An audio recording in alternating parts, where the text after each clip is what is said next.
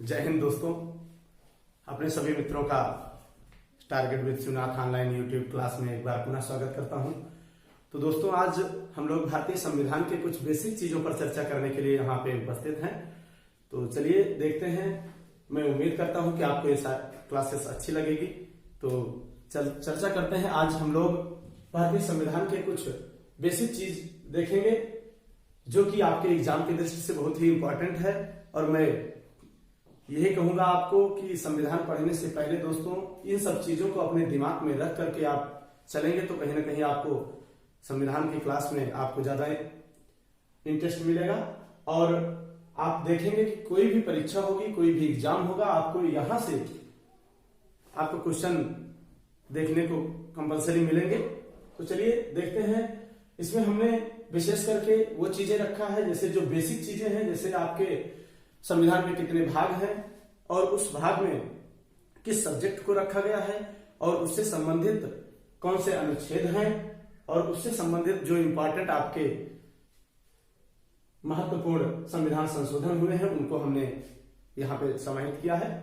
तो चलिए देखते हैं भाग एक। जैसा कि हम लोग जानते हैं संविधान में वर्तमान समय में टोटल 25 भाग हैं।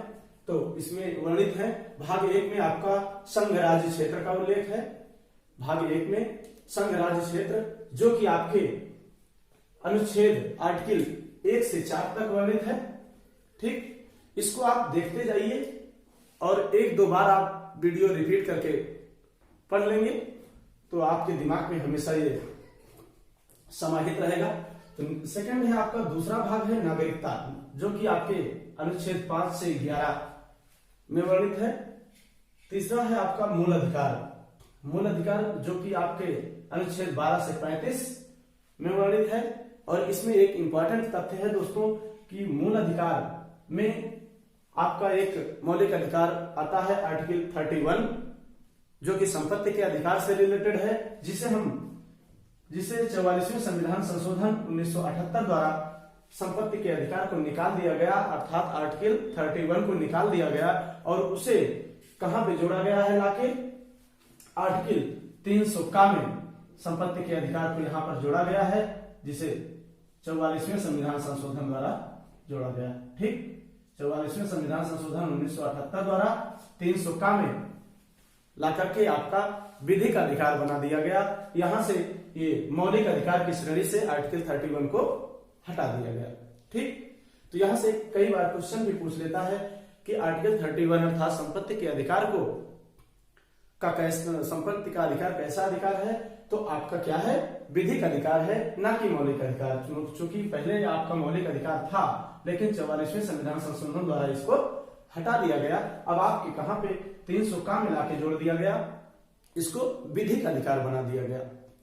एक कई बार क्वेश्चन आपसे पूछ लेता है कि ये संवैधानिक अधिकार है, कंफ्यूज करने के लिए दे देगा कि आर्टिकल 31 को मौलिक अधिकार से हटाया गया, अर्थात कि आर्टिकल 31 संवैधानिक है या फिर आपका मौलिक अधिकार है। तो संवैधानिक तो है ही है। संवैधानिक इसलिए है कि संवैधानिक और असंवैधानिक दो शब्द आते हैं दोस्तों। तो संवैधानिक का मतलब ये होता है कि जिसका हमारे संविधान में उल्लेख है, जिन चीजों का अर्थात जिस आर्टिकल का हमारे संविधान में उल्लेख है उसे हम संवैधानिक कहेंगे।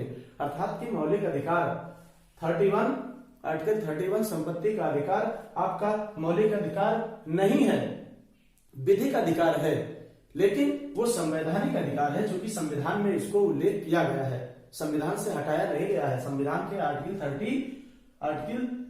300 का में इसका वर्णन किया गया है, इसलिए ये संवैधानिक और विधिक अधिकार है, ना कि मौलिक अधिकार है। ठीक, तो चलिए नेक्स्ट पे चलते हैं। भाग 4 में आपके नीति निर्देशक तत्व का वर्णन है, जो कि आर्टिकल 36 से 51 तक वर्णित है। ठीक, नेक्स्ट है 4 का मौलिक कर्तव्य। 4 का उल्लेख आपके 51 का में अनुच्छेद 51 का में किया गया, जिसको 42वें संविधान संशोधन 1976 द्वारा जोड़ा गया था। किसकी सिफारिश पर, बहुत इंपॉर्टेंट है दोस्तों, स्वर्ण सिंह समिति की सिफारिश पर, स्वर्ण सिंह समिति की सिफारिश पर 42वें संविधान संशोधन 1976 द्वारा एक भाग जोड़ा गया आपके संविधान में नया, कौन सा? वो 4 का, जिसके अंतर्गत 51 का को जो है आपके आर्टिकल को समाहित किया गया। ठीक, ये वेरी इंपॉर्टेंट है, कई बार क्वेश्चन आ चुका है इससे रिलेटेड दोस्तों। इसमें कई बार क्वेश्चन स्वर्ण सिंह समिति के नाम से बना है कि आपके भाग 4 का को किस समिति के आधार पर जोड़ा गया? तो स्वर्ण सिंह समिति के आधार पर। नेक्स्ट है आपका 5 में, भाग 5 में उल्लेख है संघ। संघ में आपके संघ की न्यायपालिका, कार्यपालिका और व्यवस्थापिका सभी का उल्लेख किया गया है आर्टिकल 52 से 151 तक। ठीक, नेक्स्ट है आपका आर्टिकल 6, भाग 6 में राज्य से संबंधित है, राज्य की, जिसमें राज्य की समस्त कार्यपालिका, व्यवस्थापिका और सारी चीजों का उल्लेख किया गया है।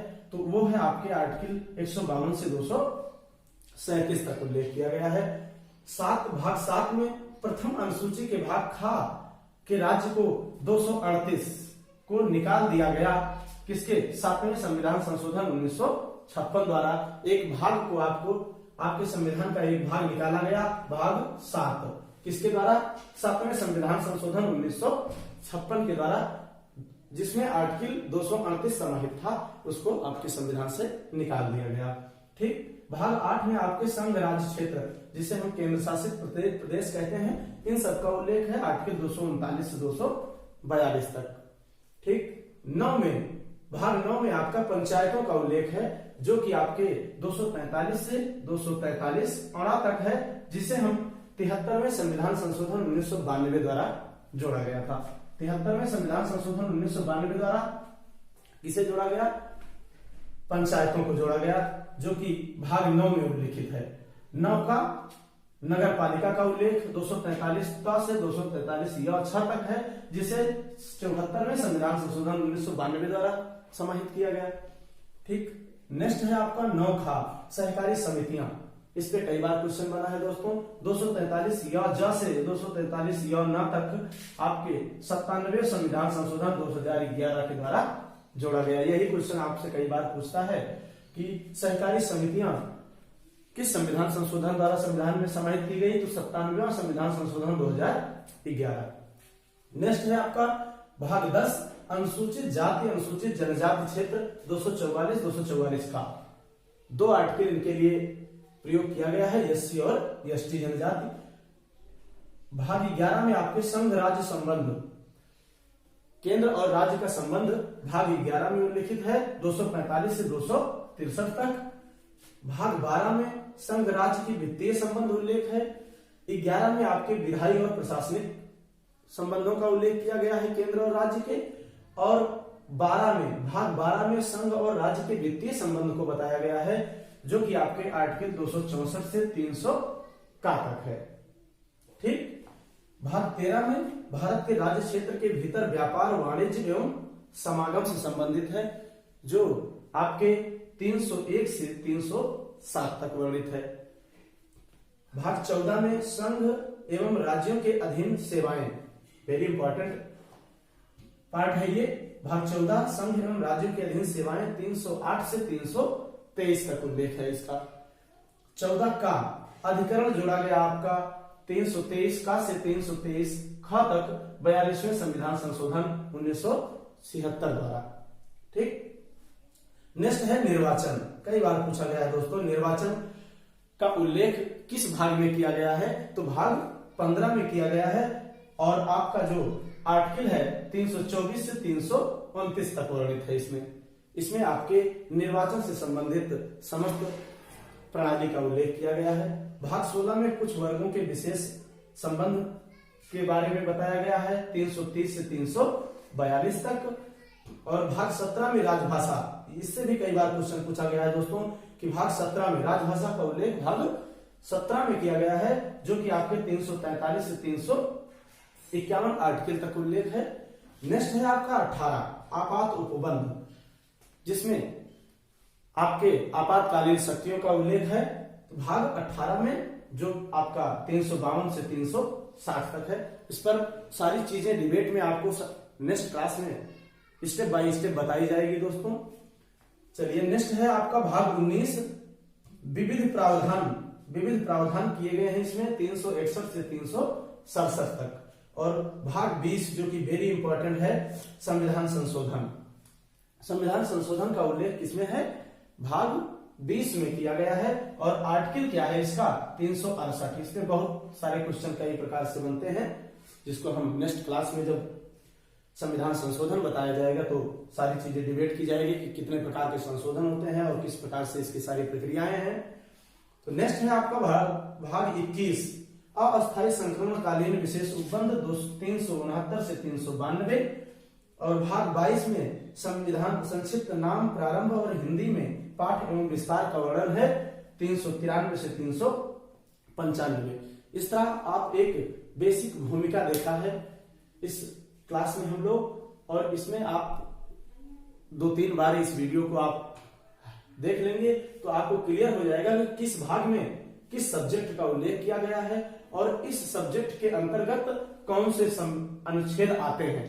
तो कभी बार ये सारी चीजें आपको पेपर सॉल्व करने में काफी मदद करती हैं। अगर हमारे दिमाग में इन अनुच्छेद को पता है कि जैसे आपको ये मालूम है कि मौलिक कर्तव्य का उल्लेख 51 का में है या फिर नीति निर्देशक तत्व का उल्लेख 36 से 51 में है, तो यदि विकल्प में हमें 36 से 51 के मध्य कोई अनुच्छेद मिलता है तो हम देख करके समझ करके टिक कर सकते हैं।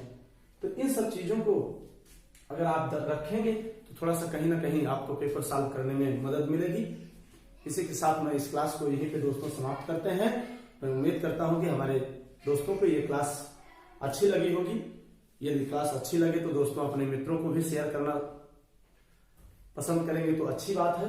तो चलिए इसी के साथ मैं इस क्लास को यहीं पे समाप्त करता हूं। बहुत बहुत धन्यवाद।